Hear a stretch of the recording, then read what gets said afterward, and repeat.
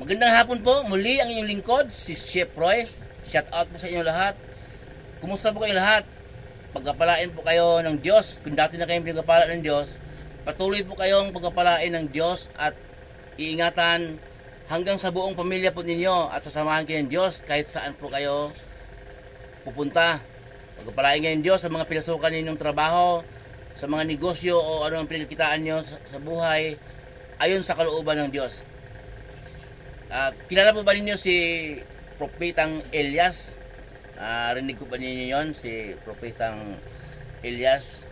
Mababasa po natin sa unang hari 17. Okay po. Ang sabi ni Propetang Elias kay Haring Ahab, hindi uulan sa darating na panahon kahit hamog hanggat hindi ko ipapanalangin. Wow! Ang lakas ni Elias kay Lord. Sana all, no? Lakas. Hindi raw, kahit to hamog, hindi raw maghahamog hanggat hindi niya ipapanalangin.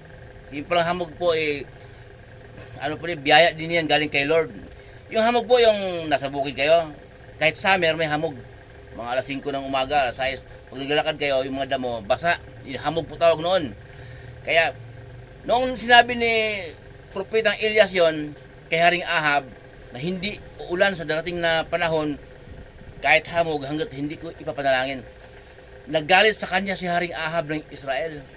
Naging wanted si Elias. Ipapatay siya. Kasi nga, mahirap nga na pag walang ulan Kasi pag walang ulan, noong pong panahong yon, hindi pa uso yung tangki digira na pandigma, di ba? Karwaheng bakal ang pandigma. May bakal na, karwaheng bakal.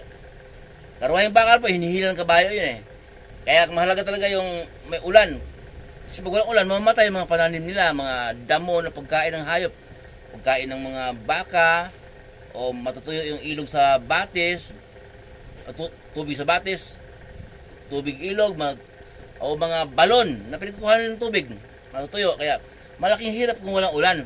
Kaya sa galit ni Haring Ahab, inutos na ipapatay si Elias, Propetang Elias. Kaya sinabi ng Diyos kay Elias na magtago ka sa ilog ng Karit sa may silangang bahagi ng Jordan.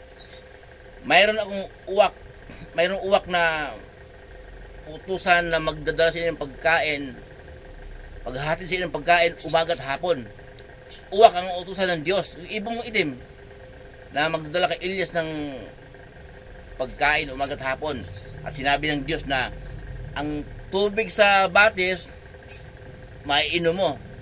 Sinunod ni Elias ang sabi sa kanya ng Diyos. Doon siya nagtago sa batis ng Karit.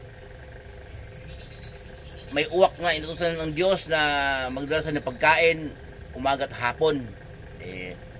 Dumating po ang panahon na sobrang init, wala talaga ulan.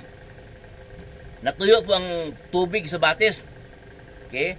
Ay sinabi ng Diyos kay Propetang Elias na pumunta ka doon sa Sarepta sa lupain ng Sidon. Doon mayroon akong mayroong byuda roon na inuutusan ko na magpapakain sa'yo. Lumakad po si Propetang Elias. Pagdating po niya doon sa bungad ng lungsod ng Sidon sa lupain ng Sarepta, nakita niya yung byuda na namumulot ng panggatong kahoy, namumulot ng kahoy ng panggatong. Sinabi po niya sa byuda na humingi ng tubig na inumin. Si Elias humingi ng tubig sa byuda. Paalis na yung byuda, kukuha ng tubig. Pahabol po na sinabi ni Elias dun sa byuda, kung maari, bigyan mo rin ako ng kapirasong tinapay. Sumagot po yung byuda, alam ng Diyos na iyong pinaglilingkuran na mayroon ako doong kunting harina na lang at gapatak na mantika. Kaya namumulot ako ng panggatong, lulutuin ko yon. Makakain kami ng anak ko bago man lang kami mamatay. Okay? Taghirap po talaga. Taghirap po sa, wala kasing ulan eh. Taghirap po to. Yung byuda po, nung panahong yon ay, iwan ko lang, baka po hanggang ngayon, doon sa Middle East, pag byuda, suportado po ng gobyerno ng ayuda.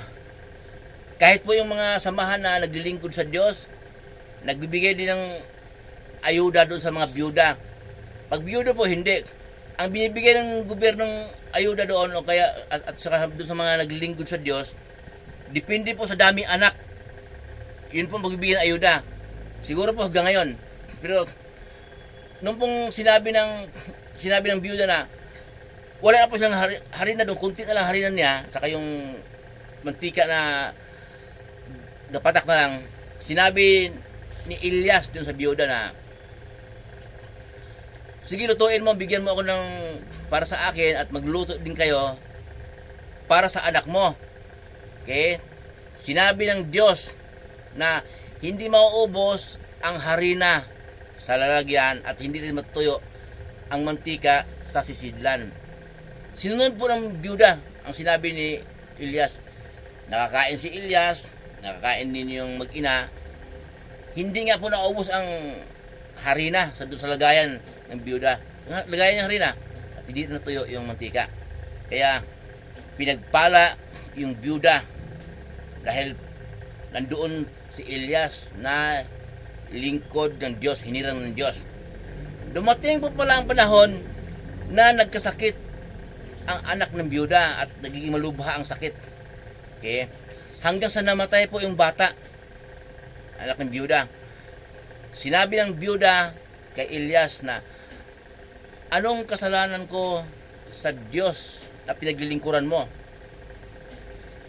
Lingkod ka ng Diyos na parito ka ba upang parusahan ako?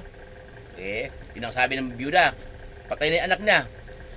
Ngayon, kinuha ni Elias yung bata na namatay, inakyat ni Elias doon sa titulugan niya, pinapanalangin niya sa Diyos na mabuhay ang bata. Dininig ng Diyos ang panalangin ni Elias at pinagbigyan ng Diyos ang panalangin ni Elias. Nabuhay po yung bata. Binalik niya doon sa byuda at sinabi ni Elias, narito ang anak mo, buhay na siya. Okay? Di lalo pong naniwala ang byuda na lingkod ka nga ng Diyos. Okay? Yun po, mababasa po natin sa Unang Hari 17, aklat ni Elias. Ang aral po na makukuha po dito, paliwanag niya yung lingkod, ha? Noong pong bungad po ng kwento ko sa aklat ni Elias, sabi ni Elias, hindi uulan kahit hamog sa darating na panahon hanggat hindi ko ipapanalangin. Kaya po, may relasyon siya sa Diyos. Yung Tagalogin ko yung relasyon po kasi minsan kasi pag relasyon parang hindi nagigits ng iba. Hindi nagigits. May ugnayan si Elias at ang Diyos. Okay, may ugnayan sila. Kaya, sabi nung naging wanted na si Elias kay Haring Ahab, kasi papatayin siya ni Haring Ahab, sinabi ng Diyos kay Elias na magtago ka doon sa batis ng karet sa may silangang bahagi ng Jordan. Mayroon akong utusang uwak na maghahati silang pagkain umaga at hapon. Okay? Pero si Elias po, alam ng mga taong bayan na propeta.